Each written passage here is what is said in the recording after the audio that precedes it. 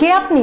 আমি আপনাদের নতুন রুমমেট। মানে আর কেউ ছিল না? এই আতিয়া, দেখছো আমাদের সাথে নতুন রুমমেট এটা কাকে দিয়েছে? আমি ওনাকে বারবার বলেছিলাম একজন ভালো রুমমেট দিতে। আচ্ছা, ভালো না খারাপ সেটা তো কিভাবে বুঝবি? মানে তুই এখনো বুঝতেছিস না? হোস্টেল সুপারভাইজার রুমে যাব, গিয়ে কমপ্লেইন করব। আমি যেতে পারবো না।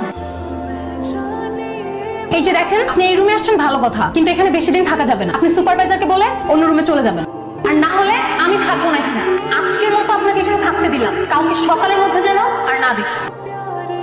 এহে নো, পয় না কমলো মা করো। তো নতুন রুমমেট? হ্যাঁ। কোন দেশে এটা? চাইনিজ না জাপানিজ? আর এতক্ষণ কোন দেশের ভাষায় কথা বলতেছে?